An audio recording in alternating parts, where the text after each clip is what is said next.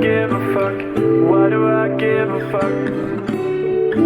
Why do I try so hard? Why do I care so much? Welcome to Why Do I Give a Fuck? A cross-cultural conversation between myself, Diane Tate, and Johanna Thompson. In these times of great struggle and possible shift, we ask ourselves, why do we give a fuck about any of it? How does the lens we see the world through impact what we see? And what do we do about it? So I'm glad to be able to continue this conversation. We were talking about the tools, the practices, and the processes that we can amplify or just explore in this moment. Explore so that we can be thinking about how Black women and white women can be working together, building together in a unified way, so that we can stand resilient in what is to come that we're not so sure about. Yeah. So yes, I gave the example of a case study example where, it was put forth by one Black identified human amongst a sea of non-Black folks trying to do a campaign, getting the movement going. So setting up, the website, the information, putting it all up and just sharing the information with the group and saying, here, there's the campaign. Let's push it out to our networks and see what comes of it. The campaign is the peaceful transfer of power. And that really is for us to be standing in unity together, wearing purple that says that we are going to participate in our democracy in a healthy, unified, and prosperous way moving forward. And then we're going to be able to have a better opportunity to communicate with each other what our needs are as far as legislative policy and living our lives in the United States. And so within our campaign, one of our main events was to have a moment of silence and to have people to really show up and show out wearing purple, saying that they are a part of this narrative storytelling ideology about democracy in the United States, that we want our democracy to go forward in the way that it should, in a peaceful manner. Well, let me ask you, because I'm curious. Ask me. You said Black women and Black identified women and white identified women working together. I'm hearing a lot in the ethers about Black women are tired and we're not. Totally tired. We're done. And so Done. I'm curious, yeah. So I'm curious about are you also seeing in your community people saying they are wanting to work together, or are you hearing lots of we're done's? Yeah. Yes. So the primary conversation is we're done. And we're done Totally because get that, by the way. Just want to say out loud. right, we're Yeah. done because this continuous effort, this continuous, all right, we're going to show up, we're going to show out, we're going to be there, we're going to be in support, we're going to speak for those who aren't spoken for, we're going to put our bodies and our souls, our energies, our everything on the line continuously. And we don't do that in isolation. We do that in a very collective and communal way that says that's inclusive, right? There people, now let's not get it wrong. In every single space, people get into these hierarchies that are inbred in us, and there's leadership and all kinds of stuff that happens with ego and all of that. But in the general movement, it's like, how are we making humanity better and putting all of this effort in? And then also, to what we witnessed with Kamala Harris, is it's also being the face of the experience and like having to deal with all of the pressures, things that come at you, like, right, being in that position and having to hold that as a model for a large demographic of people that might not actually be in alignment with you. And so, yeah, in this moment, the level of an exhaustion and the personal experience that I've been bringing up with this case study, it's like the only thing that I asked is for support, and whatever within your capacity support looks like, let's do it. And that's the complete autonomy for you to make a decision about what that looks like, to build out what you want to build out and make it happen. And then I would loop in whatever core information or needs or conversations need to happen, because I trust in people's ability to do something, complete it. I've witnessed and observed it. So deciding to work with a group of people that I can see push something forth, and having that happen and then not seeing any additional effort or support, that's where that amplified exhaustion, like, I'm not doing this anymore. Yeah. Y'all gonna have to figure it out, right? Because some of the best ideas have come from communities of people with lived experience. And so it's like, as we're having this conversation and a huge opportunity, a huge missed opportunity is going forth, it's like, this is not the strategy that we need to be moving forward with, right? And so folks need to figure out, like really dig deep inside and figure out, what is it going to take for you to exist outside of your norm, Mm, to be able to really get into a collective strategy that'll make sure that the majority of us are okay and not just the few. yeah. Like, to come outside of yourself and understand that that doesn't mean that there is something that is going to be lost, that actually is something that's going to be gained. Whew, you just said a mouthful. The first thing that comes to mind when hearing that is that, and this is raw thought, that's why I'm closing my eyes because I'm trying to formulate the thought.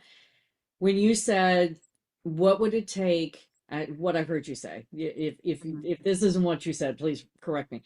But what I heard was, what would it take for us to step outside our norm and see that other people are hurting? And the thing that came to mind was, because we think our norm is everybody else's norm, we don't know, have the skill set, or care Mhm. about the fact that other people live outside our norm. And so there's a I'm trying to change my ableist language, but there is a block in what we see through that lens. And so I remember the pushback that you're referring to with regard to this campaign, and the initial pushback was, well, it's going to happen because the people that lost the election aren't the ones that would storm the Capitol, so we're good.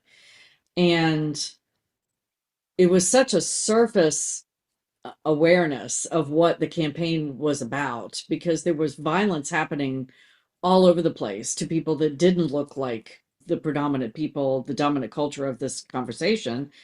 And We that was mean lost white on people. white people. We I'm just have to trying say, to we mean sure, white people, y'all. just white people. Just white people. Mayonnaise, the mayonnaise Mhm. people in this conversation did not see that the mayonnaise had turned. And so it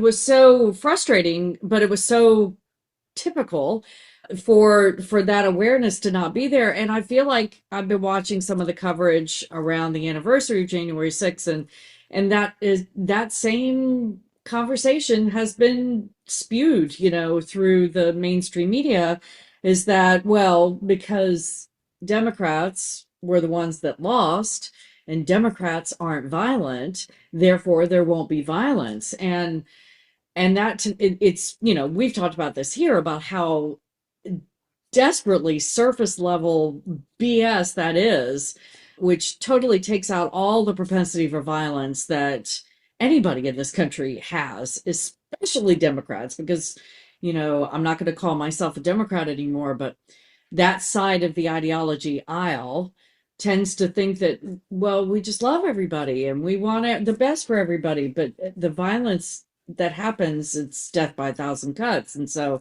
it's little, and it digs away at it until the ultimate. It may not storm the Capitol, but it allows policies to happen that impact generations of marginalized communities negatively, and that kind of thing. So yeah, the case study that you're talking about is so it's I totally get the exhaustion, and I totally get the I'm done kind of mindset, because dear God, I mean, 52% of white women voted for him the first time, 53% voted for him the second time, and 54% voted for him this last time. So clearly, the mayonnaise women of this country are not, we are showing you where we are and what our thoughts are and what we're okay with and what we will uplift. To everyone else be damned, which, Okay.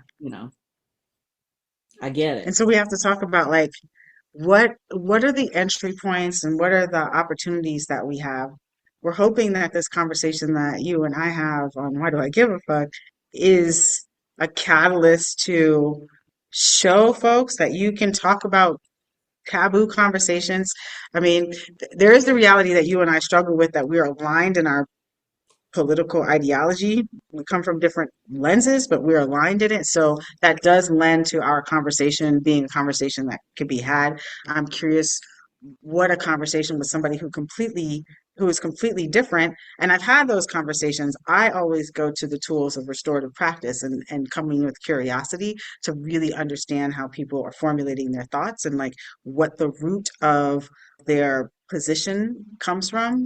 And if they even understand it, because some of the times people are just like in a position that hasn't really had a reflective thought of how they've gotten there or what the impacts are to other communities. And so I really am always curious and wondering how people get to where they are getting to. And that also is a barometer for me to check on where I'm coming from and how I've gotten to my positions with a lot of things. And so one of the things that I'm thinking about in regards to working with and building with white women in 2025, trust Mm. trust is going to be a major component. And what does it look like to be building trust? So not only with people who have a different racial experience within gender, but then also there is the realities of women working with women, right? And going through all of the things that happens when we have to work with women. It was so wonderful working with a well-known photographer who was talking about how they choose their subjects. And this is pertinent. This actually, and they're like, they prefer working with men because they are less like self-conscious of their presence than women. Hmm. And that's, yeah, that really spoke to Interesting. um, how we communicate because there is a kind of positionality and like a comfort that women have to get into in developing trust just on a gender level Mm. before we even start talking about racial and ethnic identity differences. Yeah, yeah. um, and so that's one part. I'm thinking about history, and we're talking about the suffrage movement and what that looked like, the story and the narrative that we're told about where the suffrage movement began and who started. Is there going to be this kind of like push and pull with who is the one who gets the credit for transforming history? So thinking about what it's going to look like for all of these elements to come together so that women from whatever ethnic background you come from Mm. identify with, where we could really be coming into space with each other. So my first thing is trust, and I'm inviting you to offer a word that you think is going to be important for that process. Or maybe we can explore what trust would look like. Like, how do we Yeah, even I begin mean, to build trust? when you first mentioned trust, my first thought was how whiteness loves to do things immediate, that sense of urgency, and Mm, that trust takes time. And thank that you. it's not just about saying, "Oh, but you can trust me," and then therefore it happens, that it's showing up, and it's showing up in authenticity, and it's, you know, being open about reflection, being open about, owning and being accountable for choices made, or and doing the side learning so that when you come to the space you can show up more and more and more authentically. That's the thing that I know from experience that whiteness doesn't like to do. It takes too much time. And why can't I Mm, just be trusted, right now? And why can't you just accept my word for it? And it's always interesting to me how white people, especially white women, don't like to be told that we're going to be judged based on the past experience, not necessarily from us, but from other people that look like us, when that's all we ever do to anybody else that belongs to other marginalized groups is lump everybody together and expect them all to behave X, Y, and Z because somebody that I met, 6 months ago or six Hmm. years ago behaved in this way. And so now, so it's just that awareness. So when you said trust, that's the first thing that I would love to impart to anybody that looks like me that's listening, that might be new to this conversation or might have that knee jerk reaction of, oh, but I'm trustworthy. We're not. We're not Hmm. in our whiteness. We might be trustworthy in whether or not we'll take the trash out and the day that we said we were going to, or whether or not we'll get our kids to school on time on a daily basis. But when it comes to trust across the line of knowing when violence might be occurring at our own hand or from our own mouth, or whatever, we don't get it. We don't want to get it. It's too scary and painful and all of those things. But I'm living proof that you can survive the knowledge that Hmm. you're capable of doing harm. It's okay. We are capable of that, and we can also heal from that, and we can also learn how to do better. So that's the first thing that came to mind when you said trust. So I love that. So trust and time, Hmm. taking time, and then also being in the action, right? So if we're going to the case study that we brought up, what I can offer that was helpful and good, was there was a check-in, like what can we do? And then when there was an offering about the types of things that folks could do that I've kind of already expected that they knew to be able to do, to just be in the action of that. I know that there is a slippery a discomfort of trying to figure out, am I going to do something wrong? So like there's a big hesitation and a lot of hand holding. Yes. That part of it is also really exhaustive, right? So in trust, it's also to be confident with what you're really good at, with recognizing if you're overstepping boundaries, right? So not being able to, okay, let me just try, I'm going to try to reel this back and like give real world examples because I think that that's the most helpful. And I can probably do this best with parenting, with Okay. trust. So a parent who is well informed about how their young person operates can offer that we're going to cook a dinner tonight, right? And you know of your child that they know how to use the stove, they know what tools to use, the pots, the pans, Right. they might not have the ingredients, but you outlined here's what the ingredients are and here's what the actual cooking process is. And then it's like, okay, we can designate which part of the cooking process you'll do, Hmm. and you designate which part of the cooking process you could do with your child with what you know that they have skills for. Hmm. So within the context of this case study, ingredients were made, tools were there, things were built out, and then it was like you said you were going to put together a list of organizations and you got the information as soon as it was available to be gotten, Hmm. and reach out to those organizations. Go forth and Do the thing. prosper. Because I trust that you will. You don't need Right. me to make any introductions. If you're going to have a meeting, like I spoke to this before, and you would like me to participate, let me know. My time is available, but really, really trusting. So coming from my leadership skills and abilities, that's what it is. It's like, here's the thing. Everybody who can do their part, do your part. Let me know what that is, and boom, we'll Yeah. have a really good outcome. And then also not being in perfection. None of this has to be in perfection.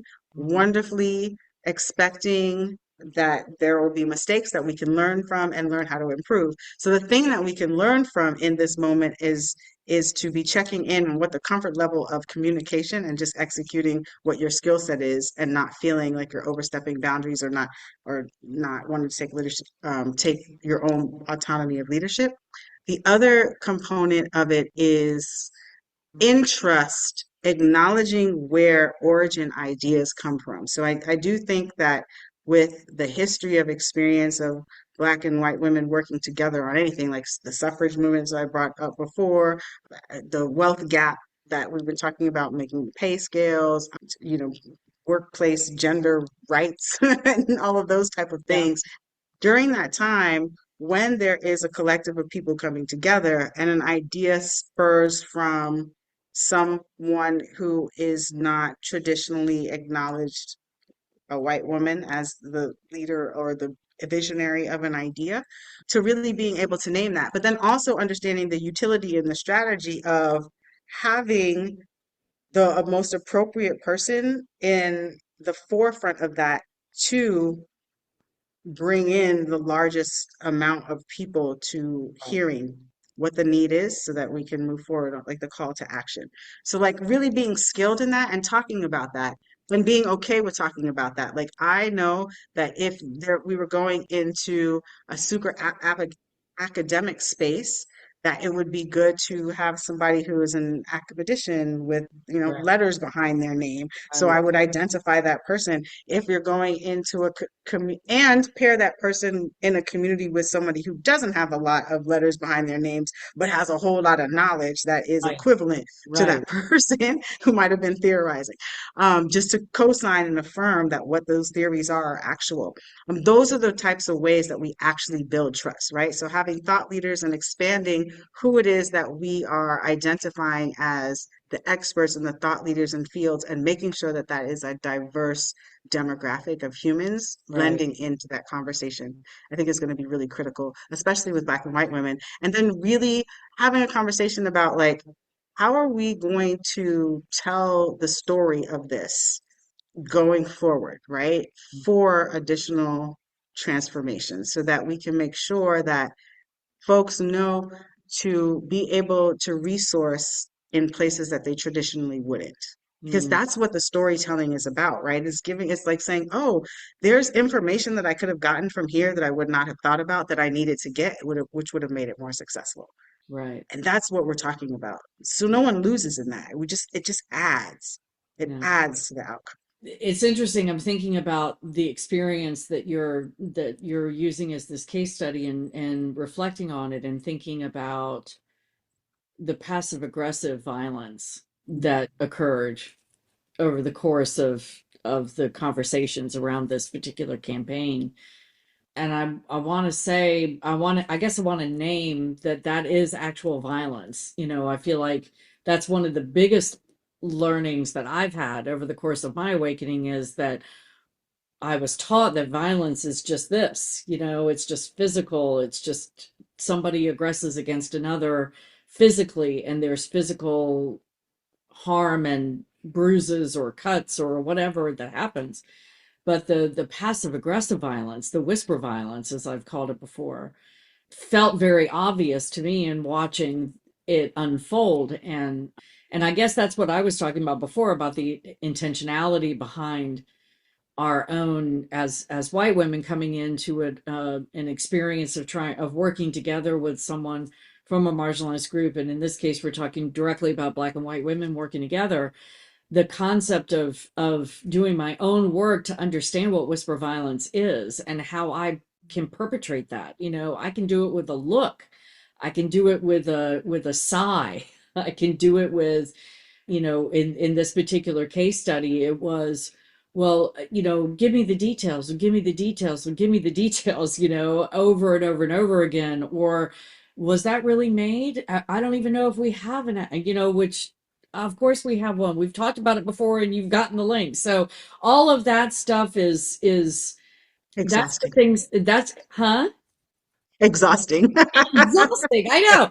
We have to, if we want to be, if we want to build that trust, because I do believe, like you said, trust is the foundation of all of this, and trust is the thing that for centuries we've been breaking over and over, and probably never had it to break, but it's just continuously injuring any possibility of trust. And so the understanding of that is it is as foundational as the trust that we know needs to happen for us to work together successfully, where the least amount of harm can happen. So I guess that's what came to mind for me when I was listening to what you were saying was, I use the word violence when I talk about this stuff now, and people are like, well, Mhm. that's not violence, and then we have that conversation because it is. It is violence that causes harm, and it's no wonder that the exhaustion level is through the roof, and that people are tired. But if we can't figure out, as white women especially, if we can't figure out how to do that better and come into the space better, all of these things that we're going to see unfold in the coming 4 years are going to harm us.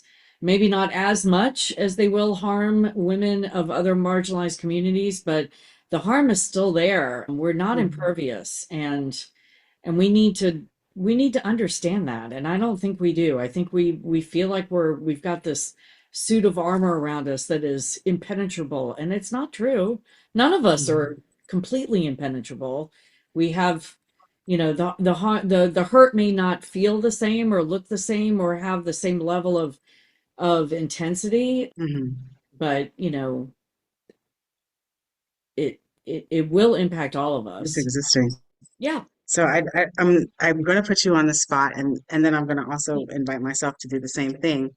As we are talking about this kind of whisper violence, I am curious about how you were impacted by the whisper violence. Like, what was the direct impact on you? And then I can talk to the about the direct impact on, You mean within the case study? yes, within the case study. How was I impacted? I don't know that I was impacted, except that I was frustrated that I was seeing it again and knowing that it was impacting the intentions and the campaign that you wanted to put forward. I was in a situation where, because I was dealing with my mom's transition and the weeks, that kind of encompassed, I wasn't in a position to give my brain. I didn't have any brain power to give to help facilitate that along, which I but I understood, because you and I had that trust. And I'll speak for me. I'm not going to speak for you, and this may not be true for you, but I felt like, because you and I had that trust, I spent some time at one point thinking, I need to help her with this. I need to do. I was all in my own head. I don't think I ever said it out loud to you. Maybe I did. But I gave myself, I knew that we had the trust. I knew you knew what I was going through, and that I just did not have it. And so I did not put myself in the position of trying to do something that I didn't have the capacity to do in that moment, which, if I'm honest, I had a moment where I was like, I'm failing. I'm not doing all that perfectionist bullshit, but it didn't last long. So yeah, Like, progress. And I did my but part. I know I did what she asked me to do. I know I did. I did. I stayed up until 1 o'clock in the morning putting that damn action together. So I did what I could do. But Yeah, and yeah, there was a part of me was like, should I reach out to them? Should I go into that diatribe about why they're being violent and all that stuff? And I didn't have the capacity to do it, and I knew you knew I didn't. So that enabled me to really be where I needed to be in the moment, even though I knew these other things were happening and I wanted to help. I didn't jump into the white savior thing. So yay me. yes. That's progress. Transformation happens. Yeah, transformation happens. Yes. So, yeah, I can just speak about really quickly. So when the pushback came, that my first thing in my body, it actually expels breath from me, because it's Mm. just like, here we go again, Hmm. here we go again. And working on the campaign with another colleague outside of the organization as a Black identified person, their immediate responsiveness was, direct, like direct heads on. You do not have to sit in and subject yourself to Yeah. this type of behavior. Yeah. That's what the responsiveness was to the entire group of people, and it was directed towards me. I make a choice to sit in the behavior because I don't think it'll ever be transformed if our bodies are not there. And that's the way I put my body on the line, Yeah. in the space. And then after this kind of like exasperation of like actual breath out of me, and then it's just like, okay, how do I take time to be in responsiveness to the pushback in a way that helps people to have a different consideration beyond themselves, that I really feel empathetic towards, because I have a context of being raised around white identified people that they really just don't like know. Sometimes just don't. Sometimes they do and they just do stuff, but then sometimes it's like really like a I didn't know this was happening because it's not in my world at all for me to know. And so, offering that information and then being very observant about what the responsiveness was. So in that, what I also was waiting for is to see what the rest of the team was going to offer in responsiveness, which was very, very supportive and understanding after having after me taking the time and the energy to offer an explanation that I didn't think that I should have to have made, Right. because it was completely and totally spelled out in the Yeah. language of the campaign. But because of personal relationships, there's this extra, work that I felt committed to, but a lot of people who are from marginalized communities is not going to Yeah. do that. Yeah. So that is a point of consideration. The other thing is that after that, I was just like, well, I was having the feeling of, if I am needing support in this space from this group of people, it's going to take more effort and energy for me to get the support that I need, Yeah. because clearly they're waiting for some instruction from me on what I already know that they know to do, because the campaign is fully outlined, clearly, in my opinion. Yeah. So, um, yeah, so that also makes me kind of shrug my shoulders and be like, okay, I cannot do it alone. And I don't think that I can. There is no, saviorism complex that I have. I work very collectively. And if there's not a collective group of people supporting the effort, I don't even choose to move forward, because I don't want to be the one person that is standing in the front lines, because it's dangerous for me and I have other responsibilities. And so, yeah, so my energy shifted, and it was like well, we'll see what happens at this point, because we'll see what people want to put their energy towards. And if they don't want to put their energy towards anything, I think that the general sentiment is that I'm going to match that energy. Yeah. Yeah. And that's what it is.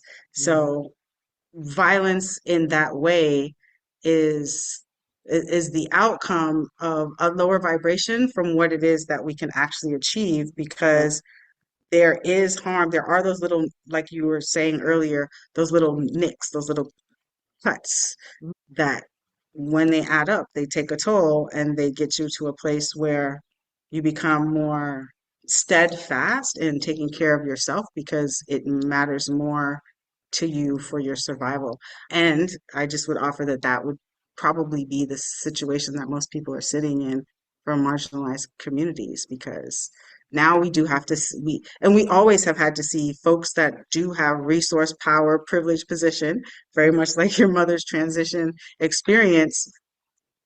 Yeah, that's how we get to the better outcome. So if we don't have all of those things, and you can't see that we need all of those things to be in better process, Right. then I can't do it alone. And I don't want to do it alone. There is no parts of me that wants to do it alone. No. No. And you shouldn't have to. Why do I give a fuck?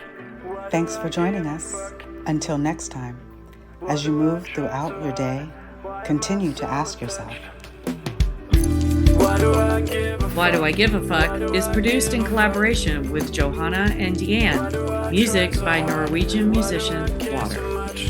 See you next time.